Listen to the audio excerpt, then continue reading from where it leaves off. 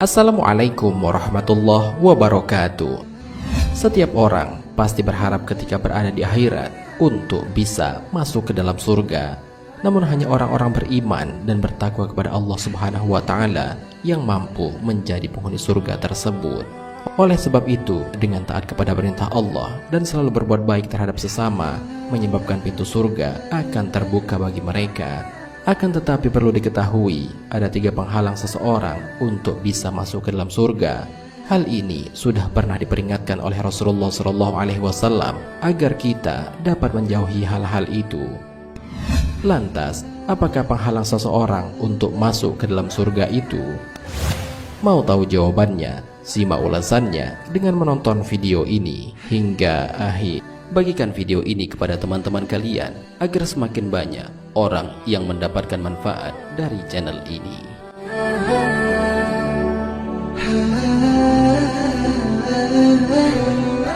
Pertama, orang yang berperilaku sombong. Sombong adalah merasa dirinya lebih dan memandang orang lain rendah di matanya. Perilaku ini amatlah berbahaya jika sampai ada di dalam diri setiap orang.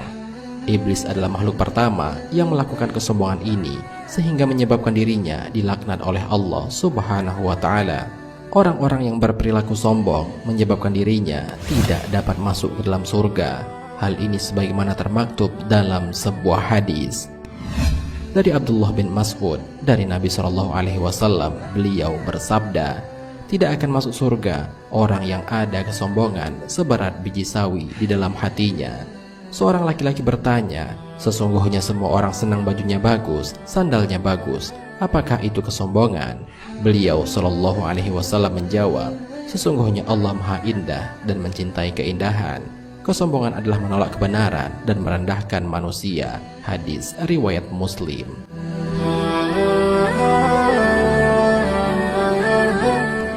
Di antara bahaya sifat sombong di dalam diri menyebabkan pelakunya masuk ke dalam neraka. Hal ini dijelaskan oleh Allah Subhanahu wa taala di dalam Al-Qur'an.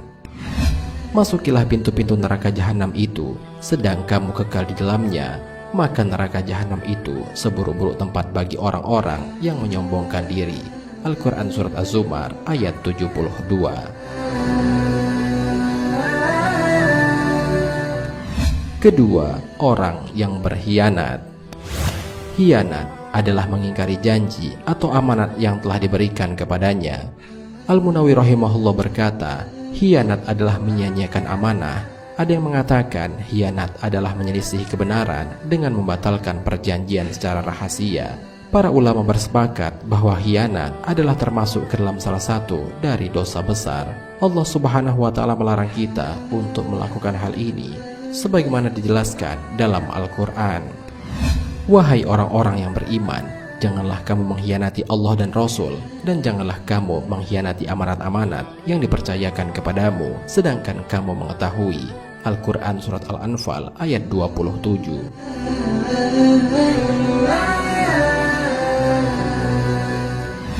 Orang-orang yang masih tetap berperilaku khianat dalam hidupnya akan menjadi sebab terhalangnya untuk masuk ke dalam surga dan menjadi jalan untuk masuk ke dalam neraka. Hal ini sebagaimana dijelaskan dalam Al-Quran. Allah membuat istri Nuh dan istri Lut perumpamaan bagi orang-orang kafir. Keduanya berada di bawah pengawasan 2 orang hamba yang soleh di antara hamba-hamba kami. Lalu kedua istri itu berkhianat kepada kedua suaminya. Maka kedua suaminya itu tiada dapat membantu mereka sedikit pun dari siksa Allah. Dan dikatakan kepada keduanya, "Masuklah ke neraka bersama orang-orang yang masuk neraka." Al-Quran Surat At-Tahrim ayat 10.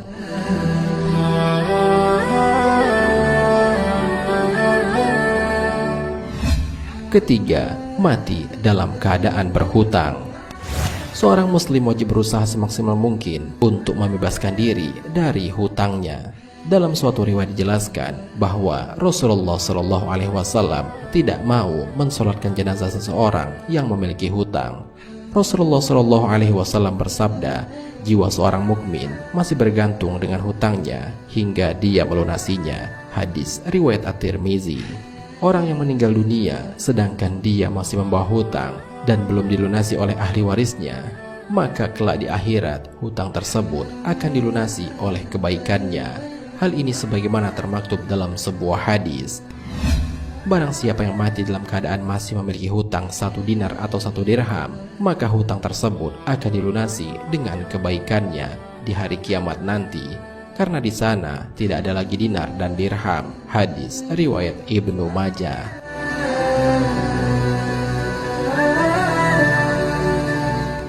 Oleh karena itu, Rasulullah SAW selalu mengajarkan kita untuk selalu berlindung dari hutang.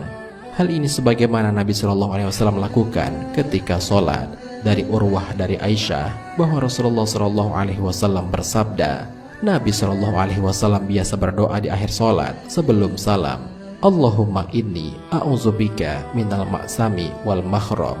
Ya Allah, aku berlindung kepadamu dari berbuat dosa dan banyak hutang. Lalu ada yang berkata kepada beliau SAW, kenapa engkau sering meminta perlindungan adalah dalam masalah hutang? Lalu Rasulullah SAW bersabda, jika orang yang berhutang berkata, dia akan sering berdusta. Jika dia berjanji, akan mengingkari. Hadis riwayat Bukhari.